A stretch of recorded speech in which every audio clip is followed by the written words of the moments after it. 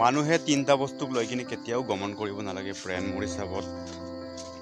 নিজৰ ধন টকা পইচা আৰু সুন্দৰ চেহেৰা আৰু নিজৰ ইজ্জত অৰ্থাৎ সন্মানক লৈ কিনে কেতিয়াও মানুহে গমন কৰিব নালাগে। কিয়নো এক ঝটকাতে কেতিয়াবা পুৰা আপোনাৰ লগত থকা পইচা খতম হৈ যাব পাৰে আৰু কিছুমান বেমাৰৰ কাৰণে মানুহৰ সুন্দৰ চেহেৰা এক ঝটকাতে খতম হৈ যায় আৰু সৰু এটা আপোনাৰ ভুলৰ কাৰণে আপোনাৰ যিমান ইজ্জত আছে নহয়, যিমান সন্মান আছে এইকেইটা এক ঝটকাতে খতম হৈ যাব পাৰে। সেইকাৰণে এইকেইটা বস্তুক লৈ কিনে কেতিয়াও ভ্ৰমণ কৰিব নালাগে। কাৰণ মানুহ মাত্ৰে ভুল, যিমান আপুনি নলেজেবল নহওক লাগে, ক'ৰবাত নহয় ক'ৰবাত সৰু এটা মিষ্টেক থকাটো মানুহৰ জৰুৰী। সেইকাৰণে নিজৰ সন্মান আৰু নিজৰ সুন্দৰ চেহেৰা, ধন টকা পইচা এই তিনিটা বস্তুক লৈ কিনি মানুহে কেতিয়াও গমন কৰিব নালাগে। হয় নহয় ফ্ৰেণ্ড?